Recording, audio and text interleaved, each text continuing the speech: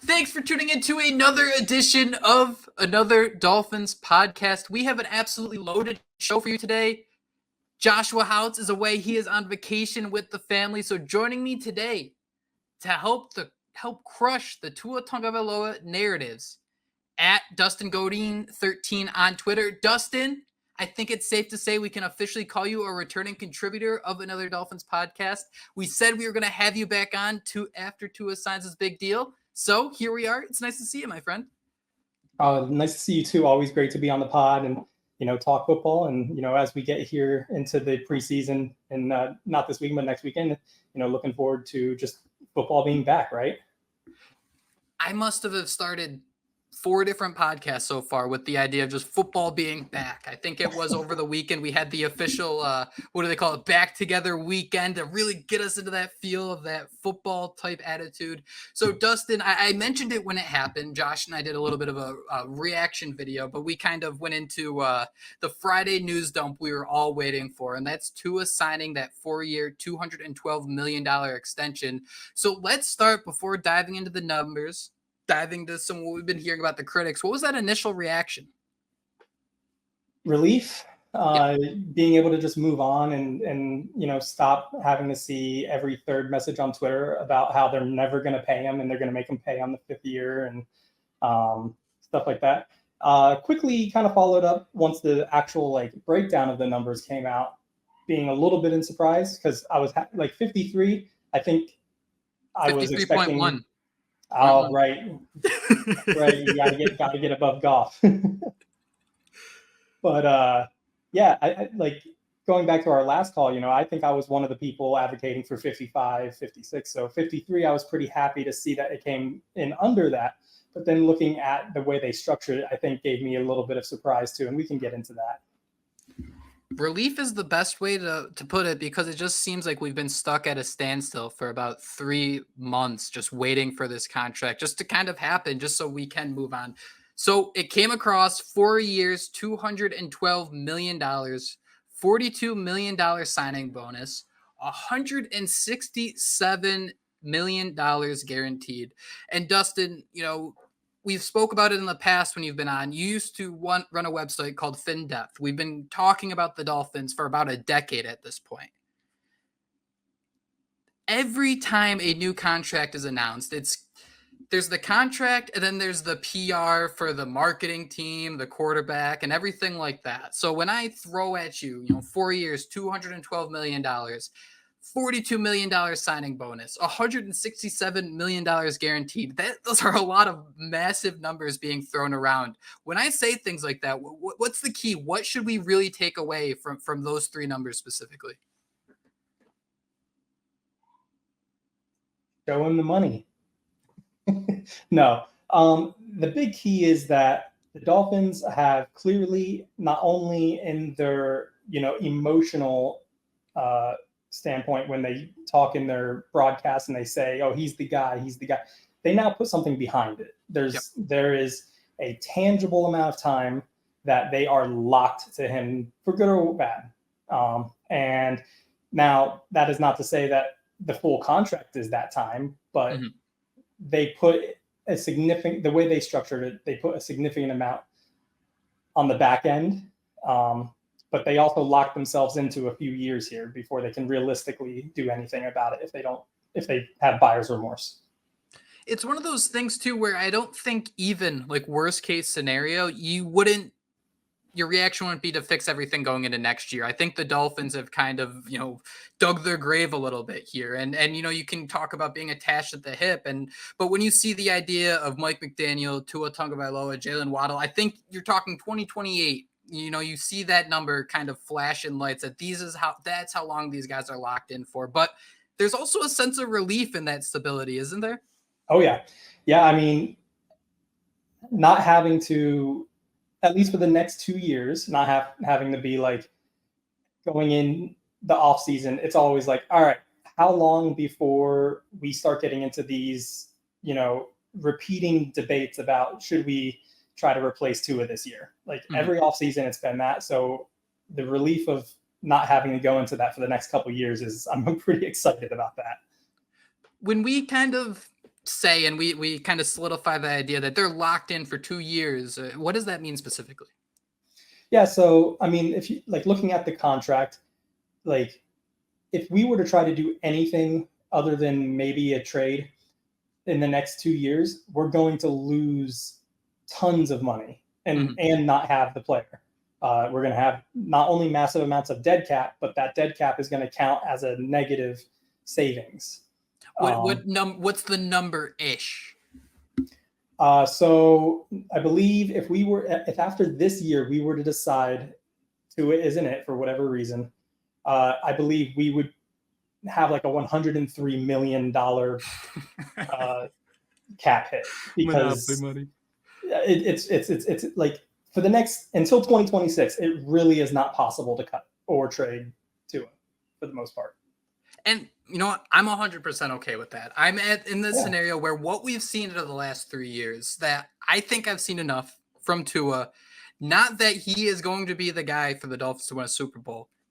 I've seen enough where he deserves that chance. When you think back, the only quarterback the Miami Dolphins have extended since Dan Marino was Ryan Tannehill. And they punted him to another universe. What, a year into that, they were taking on dead money just to trade him to the Titans.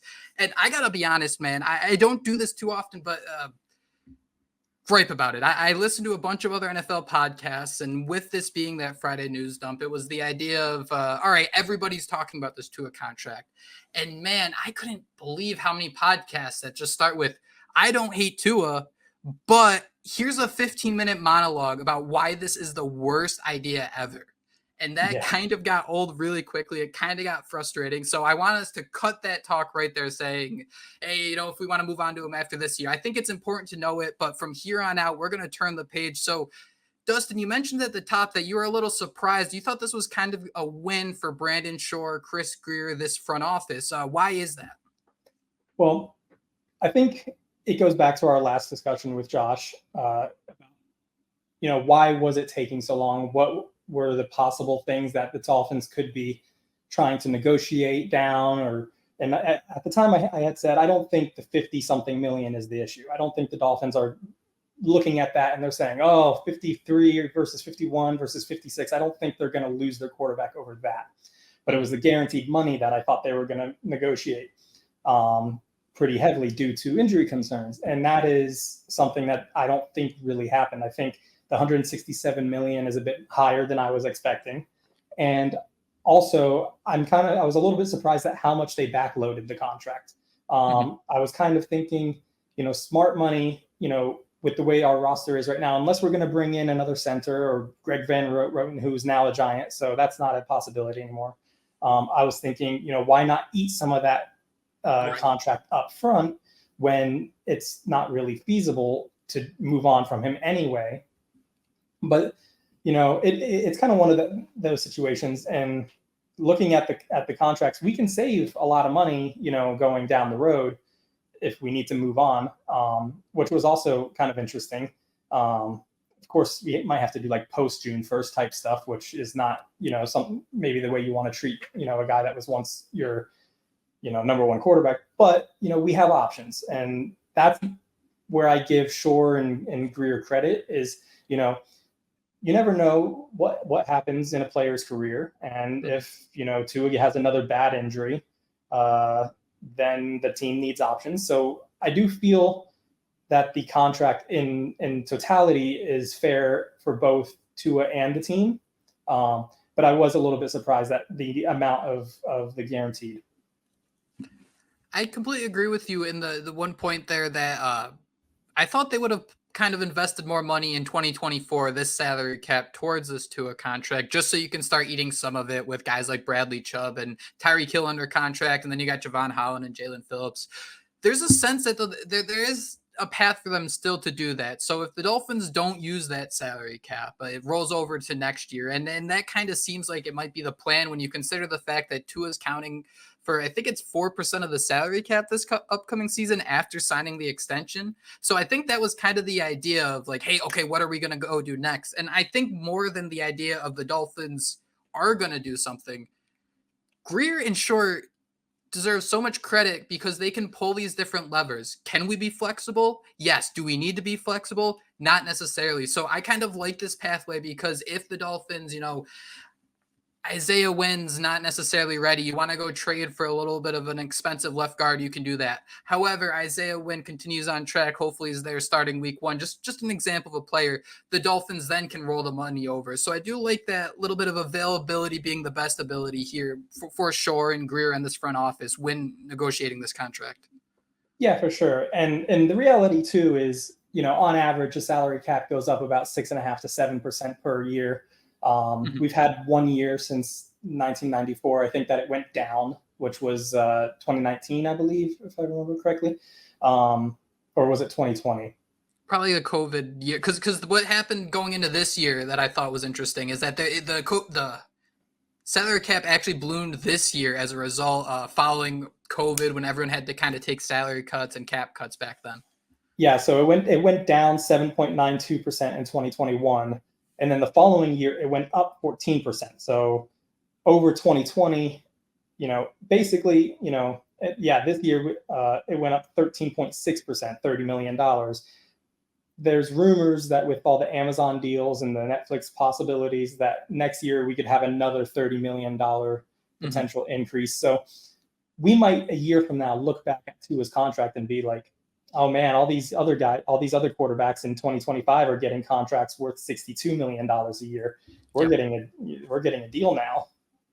That's probably been the biggest thing I've learned is you just don't wait, right? There's no reason to wait when you know that these guys, you want to have them around long term. I mean, the Dolphins tried for a couple of years to sign Christian Wilkins to a long-term deal. He kind of just shrugged it off. I want more.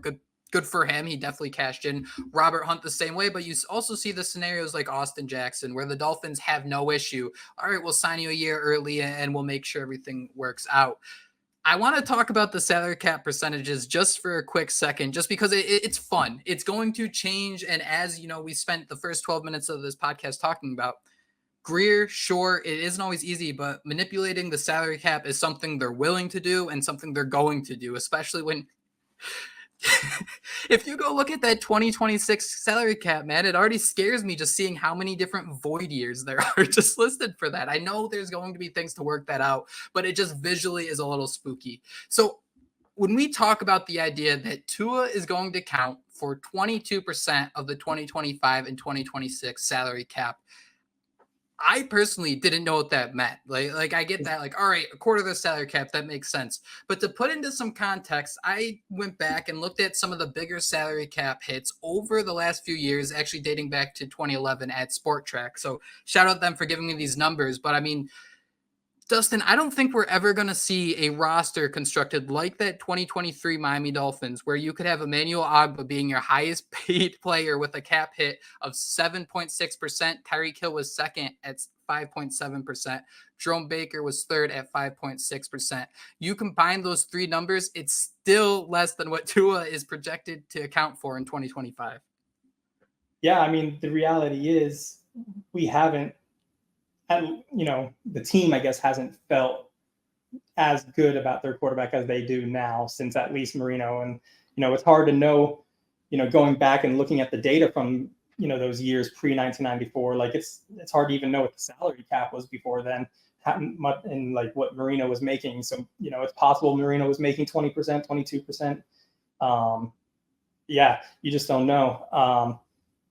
Just going off of what you were saying there, I actually didn't know that about the 22% in 2026. So I just did the quick math. Yeah, assuming a 7% increase year over year, it's going to be $291 million in 2026, and Tua's cap hit of 68.4 is 23.5% of that. So it's pretty high. But I think that's where we need to start, being able to talk about some of the options that Greer and Shore built into the contract, because starting in 2026 is really when those options open up. Yeah, I completely agree with you. And with that same sense, going back to 2017, which I think was kind of the year that really shook up this Dolphins core and kind of forced them to hit the reset button. That 2017 season, Tannehill accounted for 12% of the cap. Ndamukong Suh accounted for 11% of the cap. And that's still lower than what we're projecting for Tua. That just kind of speaks to the scenario that we are going into as Dolphin fans. It's one we haven't had in the past. It's one we want to be in. All this is, it's like, it sounds doom and gloom, but all it is we have a quarterback that we want to see if they can blossom into being a franchise quarterback. And I think what we need to talk about the most is, I griped that, hey, all these podcasts were talking about how Tua didn't necessarily deserve that money. Tua hasn't shown enough. I think the biggest thing, and when we start to crush these narratives around Tua, is that we don't talk about is this is someone who entered the NFL coming off a devastating hip injury. He came back, he improved. He had a coaching staff that absolutely hated him, that did not want him out there. Like, we had Jacoby Brissett going out there playing like 20% of snaps in like the weirdest situations ever. Hey, he's going to start again this year. It's insane. It's absolutely insane to me. You cannot escape the Jacoby Brissett experience. But every challenge that Tua faced, like, all right, you have this hard-ass coach. I'm going to come back and I'm still going to fight. I'm going to say the right things. He has the concussions issues. He spends an entire offseason learning how to fall, comes back and plays 17 games. Tua is not being paid all this money to be the guy that had 11 touchdowns and 5 interceptions in 2020. Tua's not being paid all this money to be the guy that had 16 touchdowns and 10 interceptions in 2021. Tua's being paid because he has the skills to develop and grow. And I think that part is just so overlooked, where he's not being paid to be the guy he was. He's being paid because he's shown enough as someone who can develop and transform a little bit. And this year we're going to see it in hopefully mobile Tua. Yeah, you're absolutely right. And I'm glad you said it, because it's definitely something that has been said before, but not often enough and not loud enough, certainly, is that contracts are not for production in the past, they're for projection. And if you look at the trend line of what Tua's career has been, it's a very sharp trend line. If that even slows down, you're still going to be, statistically very good. Oh, yeah. So, yeah, I'm very glad that you mentioned that, because you're right. Too many people are like, what has he done to deserve this? And they're not just saying it about Tua, mind you. They're saying it about Jordan Love, and they're saying it about Trevor Lawrence. And, there's always, in every argument, there's some validity to that. Mm-hmm. It's hard to say that Jordan Love, really earned it after 3/4 of a season of really great football. But also, he hasn't had a lot of time on the field, and what he has put on the field looks really good. So you project that out. His contract's coming up. He's had time to sit behind Rodgers, and when he did come out, he looked good. So you do what you got to do. Now, obviously, there's the chance that he comes out and has a bit of a sophomore slump kind of deal, and same thing can happen to Stroud, by the way. Yep. Although I kind of don't think so, but we'll see. It's always so tough with the second year. You got a year of film on you. Everything's different in that year too. It is, and I mean, sometimes as a rookie, you just get a little bit lucky, I think too. But I forget the main point of the question at this point, because I went on a little bit of a tangent there. It's just kind of the key here that what Tua has been isn't what we're projecting him to be. And I think that's kind of the pathway to everyone kind of doubting, like, all right, like, he's the same Tua. He, collapsed in December, if we're going to go with that, if we're going to kind of take that same thought process. But as Dolphin fans, I think we want to be heard the idea that Tua has changed his game. Like I think it's not necessarily like, oh, all of a sudden his arm's gotten stronger and he doesn't have to plant off his foot or anything like that. It's about the processing, and it's just developing these little adjustments to your game, whether it's being able to roll out more, whether it's just being able to take a hit. And those are just aspects I don't think we've really spoken about enough, or maybe you haven't heard enough about in other podcasts or the network TV, whatever it may be. Well, to be fair, his arm did get stronger this offseason. Well, his arm, that's another one of my gripes about, football analysis, is people think it's your arm when it's really like the way you have your plant step and your hip drive and things like that. But going to QB3, I don't know about you, but watching those videos coming out of training camp, it's kind of noticeable. Oh, yeah. Oh, yeah. Dustin, one of the biggest narratives surrounding Tua and this Dolphins offense is the inability to win against good teams. Just the regular season last year, the Dolphins were 1-5 against teams with a winning record. That falls to 1-6 when you add in that loss to the Chiefs in the playoffs. Everybody's talking Tua. The 65% completion percentage, the fact that he has 7 touchdowns to 6 interceptions. You could add in the fact that 4 of those interceptions came against the Bills and Ravens to end the season. So let's try to digest this in a little bit of a different way. How can we kind of look at Miami's late season struggles as not necessarily just a big, like, let's blame Tua situation? Well, if we're being fair, there is a bit of blame on Tua there. There was it really all started when Connor Williams went out, and that ruined our scheme for the most part. What people don't really notice is how much Connor Williams' presence was holding the entire offensive line together. Because what was happening is, like, if you even look at Austin Jackson performances after Connor Williams went out. And a big reason for that is because what we were doing is we were leaving Connor Williams on an island, and we were allowing Hunt to shade to Austin Jackson's gaps almost the entire season. And so once we started putting Eichenberg in there, we started saying, hey, Hunt, you got to, help both guys on different plays and kind of situations. And our scheme, I think Kurt Warner pointed it out the most, is that our scheme doesn't really have built-in option 2 or 3 always. We rely so much on our motion to get guys open that it doesn't necessitate that there is a good read number 2 on a lot of plays.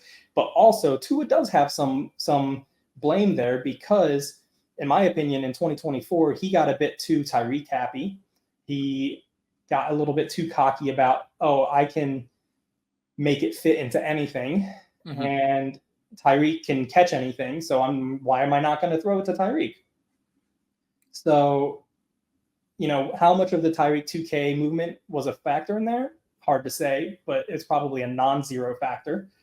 But also Tua just the scheme needs to modify a bit. We need to not have so much plays where it's really a one read play. And 2023, we didn't really have that issue, in my opinion. It was specifically a 2024 issue. But towards the end, that the pressure started coming up the middle, and that was breaking everything. When you look at 2 of Miami's largest weaknesses by the end of last season, it was the struggles starting at center, and it was that they didn't have an answer at receiver behind Tyreek and Jalen Waddle when they were both injured. Dustin, when you look at the addition of Odell Beckham Jr., and he's on the physically unable to perform list at the moment, but the idea, the expectation is he'll be ready to start the season. When you look at the addition of him, and when you look at the addition of Aaron Brewer, someone who's going to come in and start instead of Liam Eichenberg, I don't want to do the comparison to Connor Williams, because I think Connor Williams was an excellent center for the Miami Dolphins. But when you look at how this team ended last year, this offense that was averaging 13 points per game over the regular season's final 3 games, which one of those additions is the bigger shot in the arm to this Miami Dolphins offense? Is it having someone like Odell Beckham Jr., who is not only an answer, but somebody who can kind of deal with a lot of that pressure on the line of scrimmage, opening up Tyreek and Jalen to be the guys motioning? I don't know if you guys have seen this, but there was an Xavier Worthy clip going around today at Kansas City Chiefs camp, where he was just at the line of scrimmage and just getting absolutely tossed around like a rag doll. So when you kind of see how Odell Beckham Jr. can kind of come in and just be a sturdy presence at that, receiver, or when you look at Brewer being that stability in the center of the offensive line, as I kind of lay out the longest question in history here, who's that bigger shot in the arm? Who are you hoping to see have a bigger impact first? I might throw a third name in there with Jonnu. Okay. Yeah. The way the offensive line is, I'm still not super convinced it's in a good spot, particularly once you factor in potential injuries. But if you look at our scheme, it was clearly afraid of our offensive line. Oh yeah. The last 2 years. It hampers our play design. It hampers, what we were able to get away with it because of fancy trickery, essentially. But in order to get those other, to me, I think Braxton Berrios is a better receiver than he got statistically last year. I don't think he's a world beater. I don't think he is, special or anything, but he's better than what he got. And part of that is, again, scheme. We didn't build too many options in the plays because we were very afraid of having the quarterback take time in the pocket.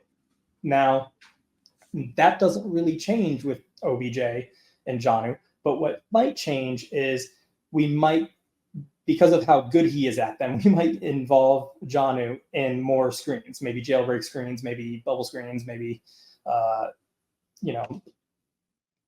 just behind the line of scrimmage type stuff, So Jonnu might be the secret shot, in the arm, as it were.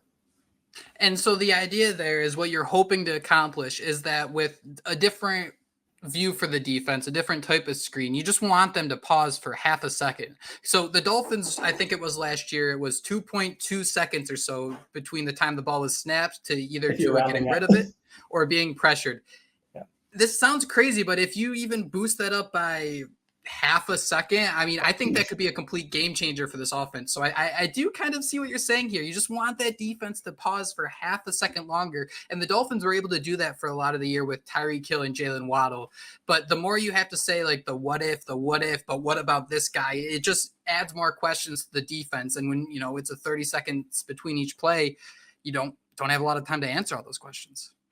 Yeah. So what defenses started really doing to us last year is they started saying, all right, fine. We're going to take two coverage guys, and we're going to put two of them each on Waddle and Hill when they're out there. And we are going to pin our ears back, on the line of scrimmage. And we're, if it's a run play, we'll have our edges set. But if it's a pass play, we're just coming. Now, if you start introducing more screens and stuff, those edge guys have to be like, but wait, what's happening over here? I need to be a little bit aware over there. So there's a lot of value there. But, again, if the offensive line can't provide an extra 3% or not 3%, 200 milliseconds of, time, I don't know if those extra pieces are going to be as good as they could be. That's kind of what we're hoping, though. Should we be viewing this year as the completion of I shouldn't even say that, but because offenses are always changing and evolving so much, but this should be that peak, that prime version of the Mike McDaniel offense, right? Because we have the Tua contract going into effect next year. You're paying your wide receivers. You kind of got to just accept that this is what the offensive line is going to be, right? Like the Dolphins, like San Francisco, you're going to invest in the left tackle, right? You're going to have an absolute stud there, and you're hoping Patrick Paul can come in and be that guy when Teron Armstead retires. But outside of that, no matter what, going into the future, next 3-4 years, I don't want to say they don't care, but this is going to be what the Dolphins are going to do at guard and probably center too, right? Yeah, probably. Right tackle still an unsolved thing for me as well. So, in the words of Greer, I am very much more concerned about the offensive line than he is. But history writes itself and repeats itself if you don't, change your ways. And I don't care what trickery you have, in your back pocket. If you're Mike McDaniel, you can't beat time. And time there's only two ways to get it, right? Either the players are better and they give you more time, or you slow the defense down by spreading them out wide. Mm-hmm. I keep going back to as a Dolphin fan, I shouldn't be thinking this far ahead, but I mean, San Francisco has been unable to stop Chris Jones time and time again. And I hate this that we always have to go right to like the pinnacle, because this is a franchise that hasn't won a playoff game in 20 years. But it's so hard not to look like at a team like Kansas City and think, man, like they still know how to beat us. We lost to them twice last year, and they definitely still know how to beat us. Yeah. Well, football is still won and lost in the trenches. That's true. And as much as it is a passing league, all the best teams are really good at running when they need to.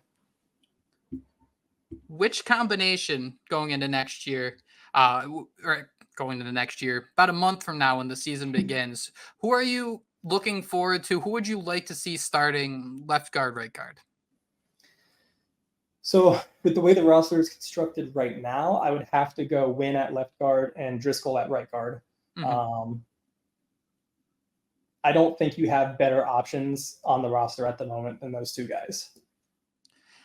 I think Eichenberg can claw with Driscoll. I think just having that stability, being that second year with Butch Berry, I think he's got a shot. But I agree with you, and I kind of like the idea of just having like a safe backup center. Just with you think about the fact that the Dolphins had 12 different offensive line combinations last year. Only the Jets had more at 13. Like I don't know if it's just programmed into my head this way, but I just feel this team needs to have just backups everywhere. Just you got to be comfortable with them. And if you have Eichenberg as the backup center, you can have Driscoll starting at right guard and hopefully feeling a little good about that.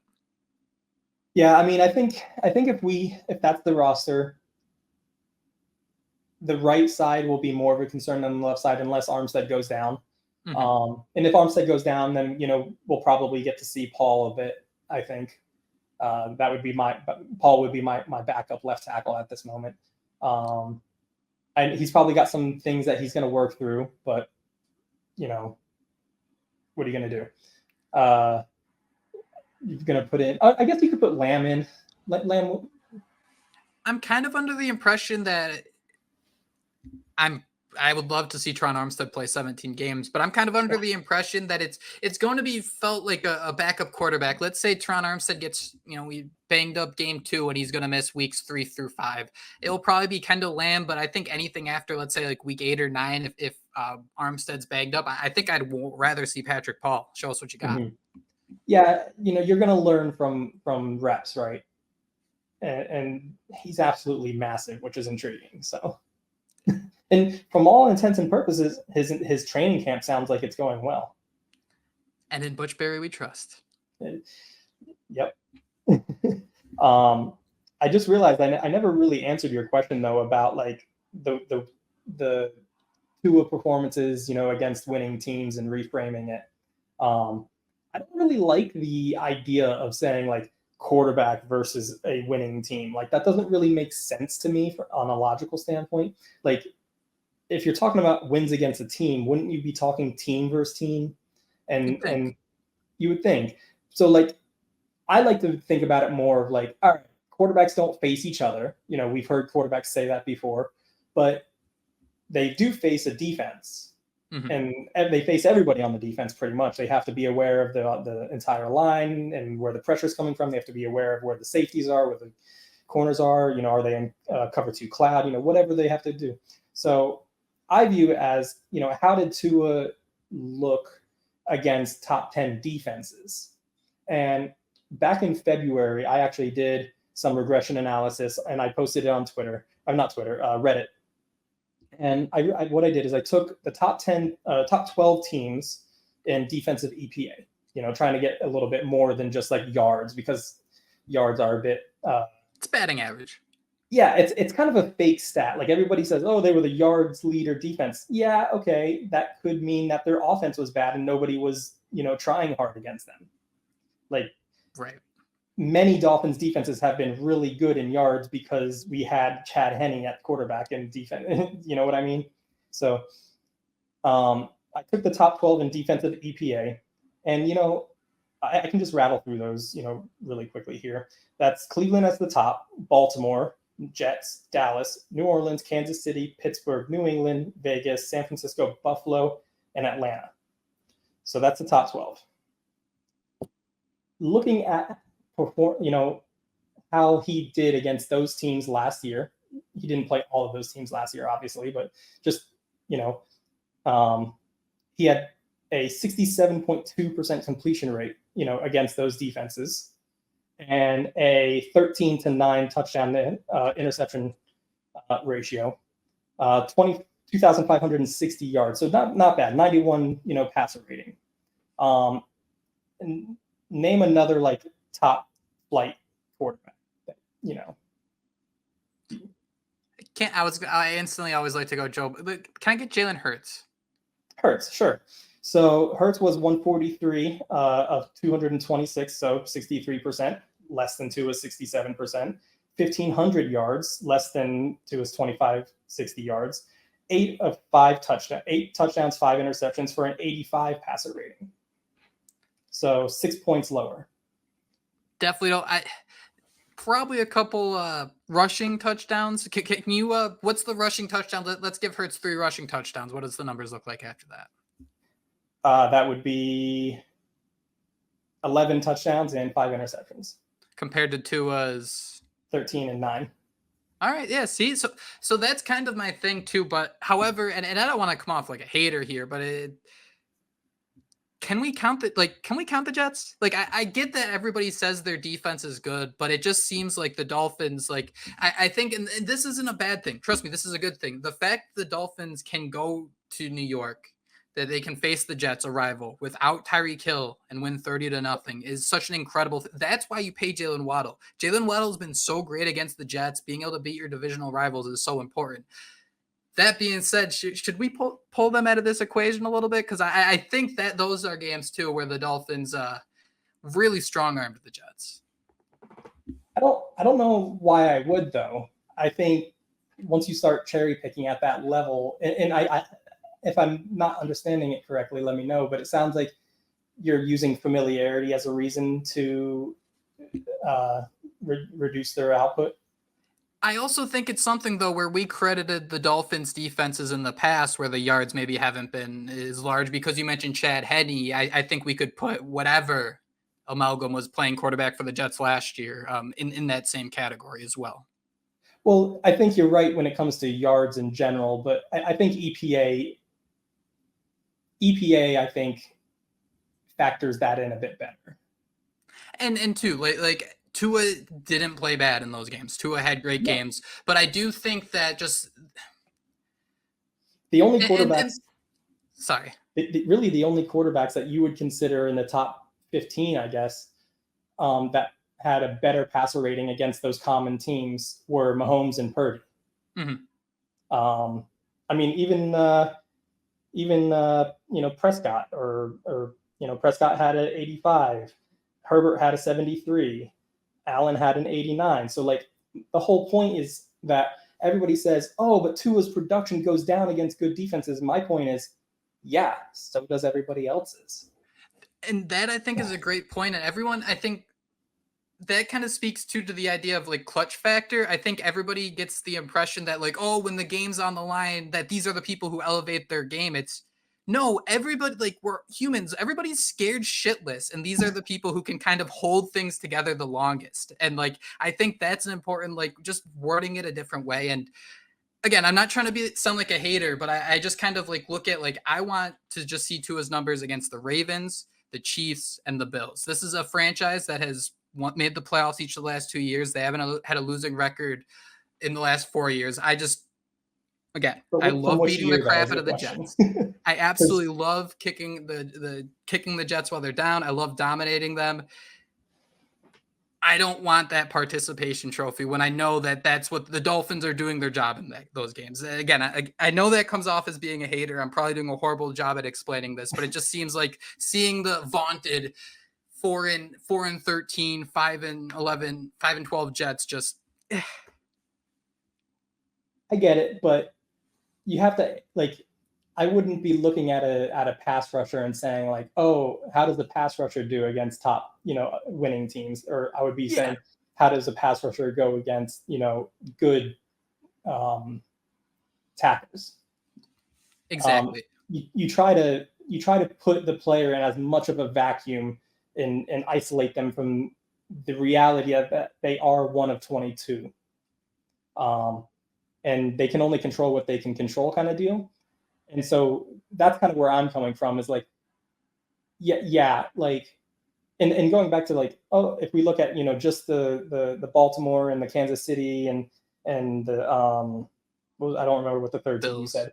Bills. Yeah. So if you look at his numbers against only that, like, I'm gonna say, okay, fine, but which year? If you're talking 2023, that Baltimore game is gonna skew things quite a lot. If you're talking about 2024, the end of the season is gonna skew things quite a lot. So, like, at what scope, right? I'd say year by year. I think when you think about how often the NFL changes, what's the stat? Like every year, 40% of the playoff teams changes. Like I don't like using strength of schedule and different things like that just because of how fluid a season is. So I think we can kind of discuss year after year consistency, but when I'm talking about someone versus good teams, and if I wanted to put Tua and say, hey, these scenarios, I'd say the last 12 months, because I totally agree with you. But I also think that Baltimore defense, like if you go back and watch that 2022 game with a back and forth, the 21-point comeback, Kyle Hamilton was the safety that was getting absolutely roasted. He's grown and become such an incredible player since then. So there's so many moving parts where this kind of goes back to the main point, whether we're talking to a contract, whether we're talking any aspect of football, there's so many different perspectives you need to account for. And like you said, it's so important to try to figure out that vacuum where you can make them be themselves only. It is. And I know we were talking about the Jets. I mean, there's some dogs in that backfield. Reed they're awesome. They have an absolutely awesome, like, my explanation is nothing to do with reason and logic. It's that the Dolphins and the Jets are in the same division. Forget the Jets suck and they win. So it's also the idea, like the defense was so great and the Dolphins dominated both games. Like the Jets were awesome all year, told they were awesome all year, and the Dolphins were just running circles around them. You know what's fun though is like when you start talking about like what the Dolphins did to Denver and then Denver beat the Bills. Like, how do you explain that? Like, there was a time on Twitter where like the best part of the football year was when you could finish out the circle of every team beating every team. Yep. Do you remember getting to that Yeah, point? I mean, it's true what they say. The NFL is full of parity. Like any given Sunday is a very true thing. And ultimately it comes down to chess moves. Who prepared better? How many games has it been since Team A has changed their tactics? Is this the game that they come out with brand new stuff that they've been preparing, specifically for you since the offseason? And, that's the way it goes. That reminds me of that Josh Boyer defense. And I think even Vic Fangio spoke about it last year. Like the Dolphins had all these pass rushers, and I think we all wanted them to blitz more. And I definitely think they should have blitzed more, but Vic Fangio, maybe to an extreme, kind of talked about the importance of like, you can blitz every play and you could probably have the best defense 6 weeks through the NFL. But if you do that through an entire 17-game season, you're Swiss cheese by the end. Yeah. I mean, you mentioned Boyer's defense and even Flo's defenses. Everybody says Flo's defenses were great. My take is that they were great for half the year. Usually the second half. Mm-hmm. The first half, they usually were the worst defense, and they, ended up averaging out around like 18, I believe. And Boyer kind of had the same thing where he started out a bit stronger. Was it Boyer who started out stronger and then fell off? I think so. I just always go back to the year they started 1-8. For all the struggles we've had as Dolphin fans, I think the lowest point was that Jaguars loss in London. I don't think anything will get worse than being laughed at by Urban Meyer. That was. So it's the other Jaguars game, not the Marino Jaguars game. That's so poetic because that was 2000. I was 6 years old at the time, so I wasn't really that big of a football fan at the time. So I'm glad help you relive that, huh? You get like a little official Dolphin fan card when you have a Jaguars loss that just haunts. That's like the anti-2023 Baltimore game where it's like 6 touchdowns in Baltimore for Tua, 6 interceptions for Marino in that final game against Jacksonville. Jeez. Dustin, this is an absolute blast, man. I had a lot of fun talking with you today. Yeah, it's been great. And I did want to throw out, a criticism of Tua, just so I think in 2024, he took a pretty big step back in fourth quarter play. There's a bit of that is affected by not a lot of play time because there were a lot of games where he wasn't playing in the fourth quarter. Mm-hmm. But those fourth quarter interceptions towards the end of the year really hurt his passer rating. I mean, if you go back, from the beginning of his career, he's never had a lower passer rating in the fourth quarter than 93 until this year when it went down to 75. That's Chad Henne passer rating. Chad Henne was annually 75 to 80 for his season. So, we need to get back to the long and short of it is schematically, we need to get back a little bit more to a traditional play style. And we still do the motion, but we don't do it as 99% of the plays. Oh, it's still coming. I hear you. I don't think Mike McDaniel does, though. I don't think. I think he hears you say more motion. I mean, he doesn't hear himself talk about fades in the end zone. So there's got to be some sort of conspiracy theory where he ran circles in his own head about like everyone's going to be watching this. They're going to think we're not going to run the fade, so then we're going to run the fade. And then it was. He's doing like 6-dimensional chess. It was a full Princess Bride where he knew that we knew that they know that I know type of thing. And then he still drink the poison. Who would have thought? So, if we get to the point where, Tua gets hurt again or, whatever happens, his numbers go down, performance isn't up to par and it gets to 2026. And I told you that in 2026, we have the option to cut or trade. In pre-June, you save $28 million, but you have $40 million dead. Post-June, you have only $13 million dead, but you save 55. And the same is true if you trade. Mm-hmm. What kind of performances and or injuries at that point would you say would make you pull that trigger in 2026? I'm trying to think of what that 2018 how bad that 2018 season got with Adam Gase. That's kind of where I want to. That's kind of where you have to set the bar, right? Because I think it's a scenario where like one down year on Twitter is going to be an absolute mess. But I wouldn't necessarily give up after one down year. Mm-hmm. Oh yeah. So Brock Osweiler having 380 passing yards against the Chicago Bears. Oh my God, this season was so bad. Yeah, so the second Brock Osweiler is playing for the Dolphins and starts 5 games, I think it's time to hit eject. Yeah, so the 2018 season, they lost 6 of 8 to end the season. Oh God, man. Yeah, I'd have to say that he'd probably have to be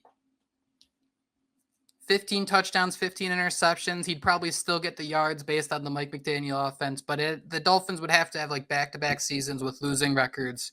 I think as long as Tua has a winning records every year, we just keep stacking them. And then we can argue that, we got to get the playoff games and we got to win more, but the conversation should start with the winning record. Yeah, and of course, there's other options we can restructure to create more money as well. But we really can't restructure, before next year. 2025 would be our first year. But do you restructure? Doomsday? My doomsday is pretty much, either more concussions. The concussions are a bigger concern because of the repetitiveness than if he were to get tackled wrong and break an ankle or something, Right. I'm less concerned about those kinds of injuries. Those are more like freak injuries. But the ones that linger, the ones that get worse as they keep happening, are the ones that I would be concerned about. So if he continues to have, I say continues as if he didn't, complete a season just now without any injuries, or serious injuries at least. But I think realistically, 1 year is an exception to the rule. And so you still need to factor in the reality of, and he's lost weight. Is the weight is he gonna be more willing to run around and put himself in those chances, in those scenarios? Because I don't ever think he was injury prone because his body was injury prone. I think he was injury prone because he never gave up on a play. Mm-hmm. And so, the question is that his goal here again is to get back into the more that kind of play style that put him at higher risk of injury. And so, long story short, if the concussions keep coming, that might be something that 2026, maybe 27 is where I start to say, like, man, it's 2027. We've had each season, derailed by injury. Like, I might start to think about ripping that Band-Aid off. Definitely not before 2026 again, because there's no financial reason to. Right. And even 2026 itself, like, you would have to do it as a post June 1st. And I just don't like doing those as much. So that's one scenario. The other scenario is, it would have to be very clear that the offense is hampered by him. And I don't think you're ever going to get to that point. Right. But, kind of just asking out of, curiosity, because, we get to the point where, at some point we have to sign up some of these other guys, Holland, for instance, with Tua taking 22% of that of the salary cap in 2026, as you mentioned, or 23.5% according to my calculator. At what point do we restructure? I assume extension is also on the table, from 2025 on, but he'd have to do some crazy stuff. Like, if we win the Super Bowl in 2024, go ahead and extend him. Like, sure, yeah. But it's just kind of one of all the different scenarios in his contract. It's just kind of fun to think about. And that's going back to it. I think got to give the credit to Greer and Shore and those guys, where the best ability is availability. And this is a Dolphins team that is trying to win. And this will have to be a conversation for another day, but I'd love what happens to Mike McDaniel in those scenarios. I think one of the more interesting things is that the idea that, the Miami Dolphins have had such this dynamic, this awesome offense for a couple of years. You don't win the playoff game. When does Stephen Ross say, I've had enough, right? When again, maybe this last offseason. Yeah, it's a good point. And again, I don't like to go down those roads because the Dolphins are in a great spot. They've back-to-back playoff trips. Like the Dolphins are a really good franchise, but there's just so many different directions they can go from here. Dustin, I butchered your last name at the start, didn't I? I don't remember. It's Godin, no, whatever you said. At Dustin Godin 13, you have said it all. Thank you so much for joining Another Dolphins podcast. We will do it at least one more time before the season begins, and hopefully we'll be pulling you in throughout the year. But thank you all so much for listening to Another Dolphins podcast. We will be back early next week with another show. Shout out Dustin one last time for joining us. Thank you all for listening. Fins up.